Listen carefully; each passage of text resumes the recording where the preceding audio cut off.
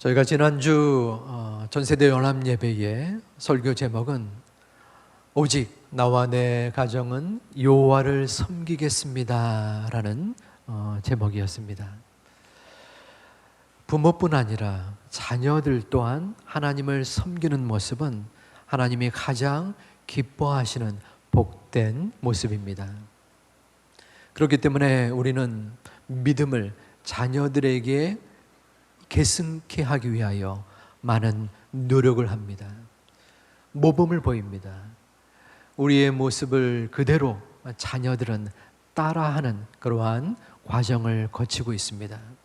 그런데 이러한 모범적인 모습, 그리고 신앙의 교육 이전에 어쩌면 더 중요한 것이 있는데 그것은 부모와 자녀와의 관계입니다. 왜냐하면 아무리 좋은 가르침과 모범을 부모가 보인다고 할지라도 그 관계가 원활하지 아니하면 자녀의 마음속에 그것을 마음으로 받지 못하기 때문입니다. 잔소리요, 책망과 꾸중으로 들을 수 있습니다. 그렇기 때문에 우리는 이 관계에 대하여 하나님 앞에 온전한 모습을 지녀야 합니다. 오늘 말씀에서는 내 부모께 순종하고 공경해야 된다. 내 자녀를 노엽게 하지 말아야 된다라고 말씀합니다. 바로 성경적인 부모 자녀 관계는 어떠할까요? 여러분들은 어떻습니까? 나의 자녀들, 우리 부모와 자녀의 관계는 참 좋아. 이러한 분들이 계시다면 감사한 마음입니다. 혹은 점수를 매길 수 있을까요? 0점부터 10점 사이에 나는 우리 가족이 부모와 자녀 관계가 그래도 한 9점 정도는 되는 것 같아. 그런데 혹시 자녀에게 집에 가서 한번 물어봤어요. 야, 너는 몇 점 정도인 것 같냐? 저는 4점이야. 9점과 4점은 조금 차이가 있겠죠. 우리 사회의 모습은 어떠할까요? 우리 한국의 부모 자녀 관계는 좋은 편일까요? 안 좋은 편일까요? 그것을 구체적으로 측정한 조사는 제가 아직 발견하지 못했습니다. 하지만 그것을 엿볼 수 있는 조사가 있는데 그것은 아이와 청소년의 행복 지수입니다. OECD라고 경제협력기구가 있습니다. 전 세계에 미국이나 프랑스, 스페인, 우리나라 그래도 어느 정도 사는 국가들끼리 조직을 했는데 22개 국가가 있습니다. 그 22개 국가의 어린이와 청소년에게 너희들은 행복하니? 라는 조사를 구체적으로 많이 했습니다. 그래서 결과가 나왔습니다. 작년 결과입니다. 우리나라가 한 몇 등쯤 했을까요? 네? 전혀 감이 안 잡히시나요? 제가 맞추시는 분에게는 괌에 갈 수 있는 비행기표를 얻을 수 있는 홈페이지 주소를 가르쳐 드리겠습니다. 1등입니다. 1등. 1등. 그런데 뒤에서 1등이에요. 거꾸로 1등입니다. 작년만 거꾸로 1등 했냐? 그것이 아니에요. 오랫동안 조사를 매년마다 했는데 거의 뺏기지 않는 부동의 꼴찌입니다. 안타까운 일이죠. 물론 그 수치가 절대적인 것은 아니지만 적어도 우리 사회의 자녀들은 행복을 많이 이야기하지는 않는 것 같습니다. 실제로 그리한 듯합니다. 요즘 방송에 보면은 이혼 가족, 자녀들과의 관계, 그리고 부모 자녀에서 어려움을 겪고 있는 분들을 향한 상담 프로그램들이 여럿 있는 거 보니까 많은 가정들이 많은 어려움의 모습이 있는 듯합니다. 그러면 왜 우리의 사회가, 우리의 모습이 이러한 부모 자녀 사이에 힘겨움이 발생할까요? 여러 가지 이유가 있습니다. 하지만 저는 오늘 한 가지의 이유를 말씀드리려 합니다. 그것은 우리가 경쟁 사회 속에서 성공이라는 목표를 가지기 때문입니다. 둘 혹은 셋 사이의 관계를 이루기 위해서는 상대의 부족함이 있을지라도 그 부족함을 이해하고 기다려주는 것이 필요합니다. 부모 자녀 사이에도 마찬가지입니다. 부모의 관점에서, 부모의 마음에서 비록 내 자녀가 부족할지라도 그 부족함을 참고 인내해주면 그 자녀가 조금씩 성장하고 자라게 됩니다. 하지만 그 마음속에, 부모의 마음속에 성공이라는, 성취라는 목표가 있기 때문에 마음에 조급함이 듭니다. 우리 아이가 빨리 한글을 떼고 영어를 배우고 학교에 들어가서 공부를 열심히 해서 다른 아이들과의 경쟁에서 이기고 좋은 대학, 직장에 취업을 해야 되지 않는가 마음에 생각이 드는 것입니다. 그런데 그 모습 그대로 진행되는 모습이 아닌 엉뚱한 모습, 내 마음에 들지 않는 모습이 발생될 때 불쑥 마음에 불화가 일어납니다. 야, 또 스마트폰이야? 아직도 게임하냐? 이래가지고 네가 대학 갈래? 갈 수 있냐? 밥벌이라도 해먹을 수 있겠니? 하는 그러한 부모의 요구와 책망이 이어질 때 우리들의 자녀는 그 마음속에 거리감을 두게끔 되어 있습니다. 저 또한 부모님과의 관계, 특히 아버지와의 관계가 원활치 않았는데 바로 이에 해당되는 이유가 있습니다. 부모 자녀 관계는 시기가 있습니다. 어린 시절부터 청소년까지가 중요합니다.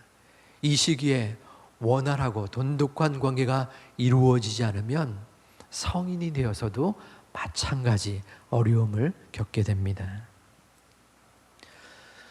하지만 부모에게도 할 말이 있습니다.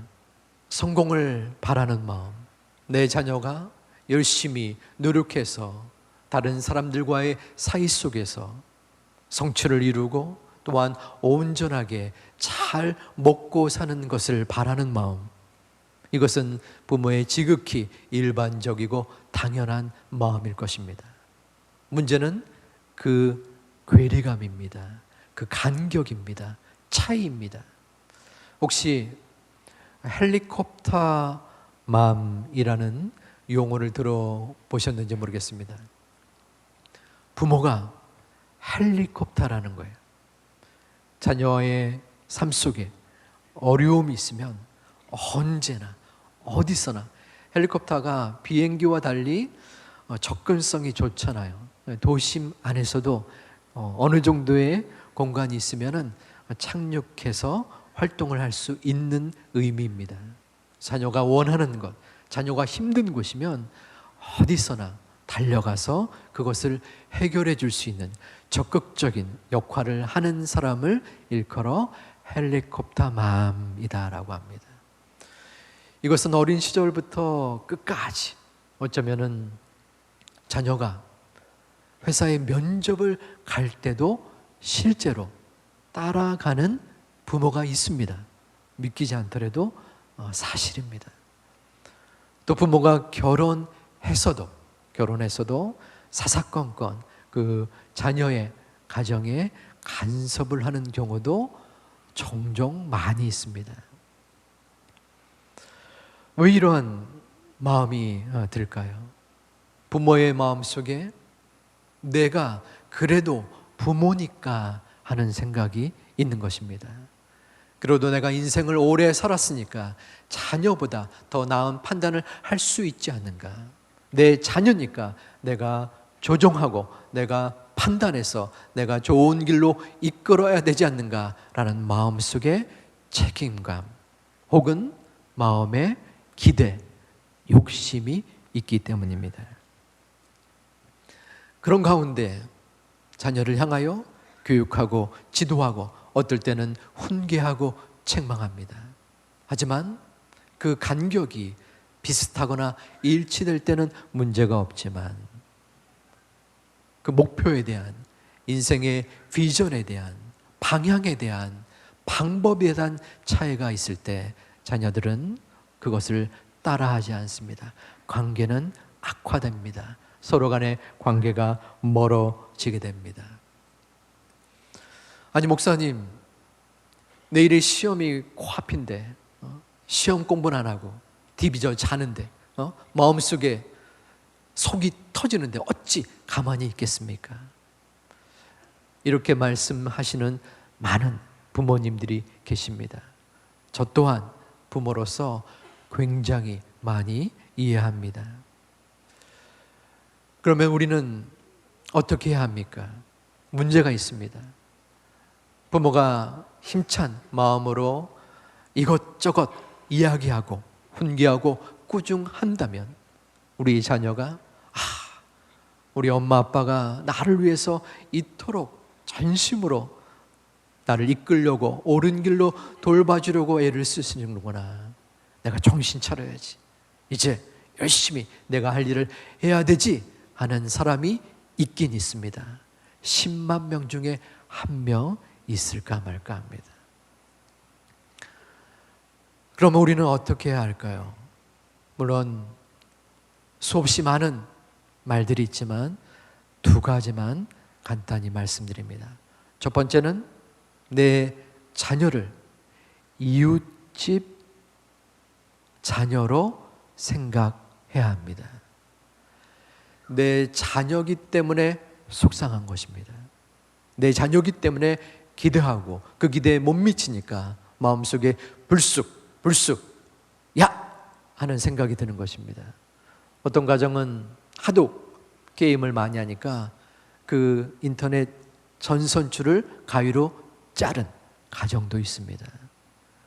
손이 올라가는 것입니다. 하지만 그 자녀가 내 자녀가 아니라 이웃집 자녀라면 어떻겠습니까? 신경을 별로 안 씁니다. 내 옆에 집 아이가 공부를 안 해도 어떠한 잘못된 일을 해도 그렇구나 할 수 있는 것입니다. 이는 결코 쉽지 않은 그러한 행동이게 합니다. 하지만 생각을 해보시기 바랍니다. 저 마루에서 혹은 자기 방에서 스마트폰, 핸드폰을 계속적으로 보는 자녀. 우리 옆집 아이가 찾아왔구나. 야, 어떻게 3시간, 4시간을 계속 저러고 있는가? 저 열심히면 S대도 갔겠다. 너무 힘들겠다. 그 자녀에게 과일을 주면 어떻겠습니까? 게임하느라고 너무 힘들지. 이거 먹으면서 좀 쉬엄쉬엄 하렴. 그러면 아이의 눈길이 휘둥그레질 겁니다. 우리 엄마가 드디어 잘못되셨구나. 결코 쉽지 않다고 말씀드렸습니다. 오랜 경험이 필요하고 훈련이 필요합니다. 야! 하는 그 외침이 내 목에 걸리는 그 순간까지 올 때 마음속에 다짐하고 되새겨야 합니다. 이 아이가 내 아이가 아니라 옆집 아이구나. 한숨을 되새겨도 됩니다. 하지만 아이의 눈앞에 뜨이지 않을 정도로, 그리고 방을 옮기거나 집을 잠시 나오셔도 됩니다. 마음을 추스립니다. 그래서 하나님 앞에, 하나님, 제가 우리 자녀에게 기대하고 우리 자녀에게 바랬던 것이 있는지요? 내 자녀가 아니라 이웃집 자녀처럼 생각해 하여 주시옵소서. 우리의 뼈저린 노력과 훈련이 필요합니다. 그런데 두 번째가 어쩌면 더 중요합니다. 두 번째는 내 자녀의 청지기의 자세입니다. 청지기는 주인의 것을 주인의 생각대로 맡아서 관리하는 위탁 관리인입니다. 즉 우리는 하나님께로부터 받은 우리의 시간과 우리의 물질과 우리의 달란트를 하나님께 드리고 충성하는 청지기라는 것입니다. 그런데 우리가 끝까지 하나님의 것인데 하나님의 것으로 드리지 못하는 한 가지가 있다면 그것은 자녀일 것입니다. 나의 몸에서 그렇게 힘겹게 난 혈육이요, 또한 내가 사랑하는 가족이기 때문입니다. 하지만 그 소유권을 우리는 명확하게 인식해야 합니다. 내 자녀는 나의 소유가 아닙니다. 내가 끝까지 책임질 수 있는 존재가 아닙니다. 우리는 그 자녀를 하나님 앞에 맡겨야 합니다. 아니, 잘못되었습니다. 이미 하나님의 것입니다. 그 하나님의 것인 내 자녀를 이 땅에서 맡아서 양육하며 하나님의 뜻대로 키우는 것이 바로 청지기 된 우리의 모습입니다. 이 중심이 없을 때, 이 중심이 흩어질 때 우리는 자녀를 향하여 하나님이 원하시지 않는 이 땅에서의 목적과 이 땅에서의 내 생각과 이 땅에서의 내 욕심을 드러내고 강요할 수 있는 것입니다. 하나님은 우리에게 귀한 가정을 주셨습니다. 그리고 자녀를 주셨습니다. 하나님이 원하시는 가정의 모습은 무엇일까요? 우리의 생각과 다르지 않을까요? 우리처럼 잘 먹고 잘 살고 다른 사람들과 이겨 승리하고 이 땅에서 풍족하게 사는 것일 수 있지만 하나님은 우리에게 비록 힘겹고 어려울지라도 하나님을 바라보고 하나님을 소망하고 하나님을 믿고 의지하는 가정, 자녀들을 분명히 원하고 계십니다. 그 자녀를 양육하는 책임이 바로 우리에게 있습니다. 그 모습을 우리가 간직할 때 우리는 부모와 자녀 관계 속에서, 자녀는 부모를 존중하고 공경하고 부모는 자녀를 노엽게 하지 않기 위하여 화목함 속에서, 기쁨 속에서, 감사함 속에서 하나님이 주신 우리 가정 관계를 이어나갈 수 있는 하나님의 소중한 제2 가족들이 되시기를 주님의 이름으로 축원드립니다.